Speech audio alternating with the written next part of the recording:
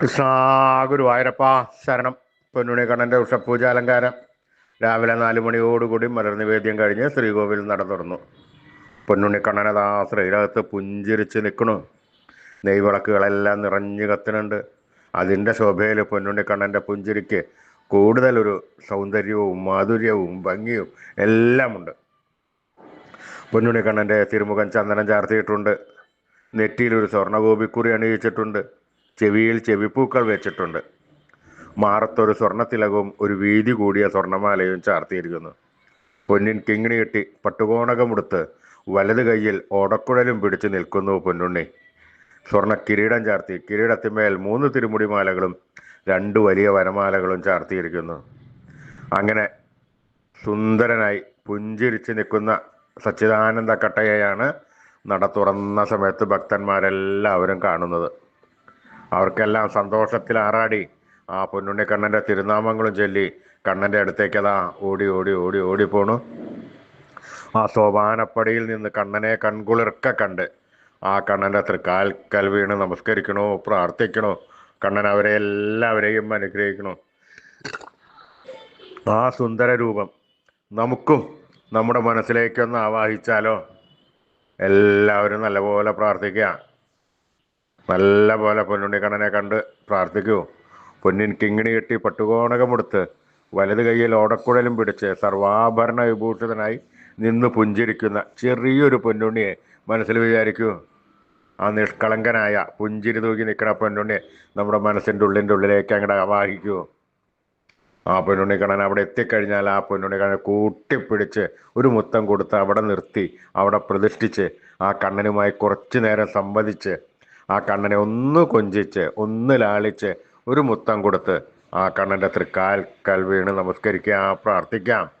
കണ്ണൻ്റെ അനുഗ്രഹം നമുക്ക് എല്ലാവർക്കും ഉണ്ടാവും.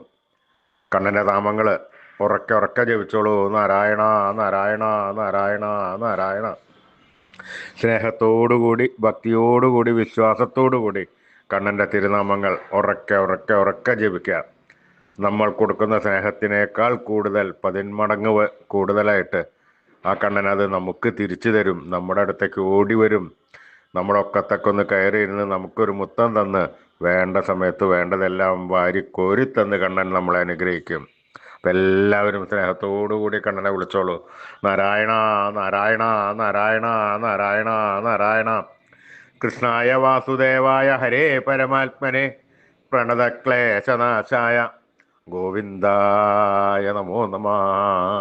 കൃഷ്ണായ വാസുദേവായ ഹരേ പരമാത്മനെ പ്രണതക്ലേശനാശായ ഗോവിന്ദായ നമോ നമഃ. കൃഷ്ണായ വാസുദേവായ ഹരേ പരമാത്മനെ പ്രണതക്ലേശനാശായ ഗോവിന്ദായ നമോ നമഃ. അച്യുതാനന്ദ ഗോവിന്ദ അച്യുതാനന്ദ ഗോവിന്ദ അച്യുതാനന്ദ ഗോവിന്ദ. ഈ നാമത്രയ മന്ത്രം എല്ലാവരും ദിവസേന ഉപാസിക്കുക. നിത്യവും ഉപാസിച്ചു കഴിഞ്ഞാൽ നമുക്ക് ആയുരാരോഗ്യ സൗഖ്യം സർവസമ്പൽ സമൃദ്ധി സർവ ഐശ്വര്യം സന്തതി പരമ്പരകൾക്കെല്ലാം ശ്രേയസ് ഉണ്ടാവുന്നതാണ്. ഋഷീശ്വരന്മാർ തലമുറകൾ കൈമാറി തന്ന ഈ അമൂല്യനിധി നമ്മൾ വിട്ടുകളയാൻ പാടില്ല. നമ്മൾ ഉപാസിക്കണം. നമ്മുടെ വരും തലമുറകൾക്കത് ഉപദേശിച്ചു കൊടുത്ത് അവരെ കൊണ്ട് ഉപാസിപ്പിക്കണം.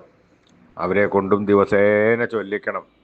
അവരും നേരായ വഴിയിലൂടെ സഞ്ചരിക്കാൻ ഒരു വഴി മാർഗം നമ്മൾ കാട്ടിക്കൊടുക്കണം. ഈ കലികാലത്ത് ജപിക്കാൻ പറ്റിയ ഉത്തമമായ മന്ത്രം കൂടിയാണ്. അതുകൊണ്ട് എല്ലാവരും നാമത്രയ മന്ത്രം ജപിച്ചോളൂ. അച്യുതാനന്ദ ഗോവിന്ദ അച്യുതാനന്ദ ഗോവിന്ദ അച്യുതാനന്ദ ഗോവിന്ദ അച്യുതാനന്ദ ഗോവിന്ദ. ലോകാ സമസ്ത സുഖിനോ ഭവന്തു. നാരായണ നാരായണ.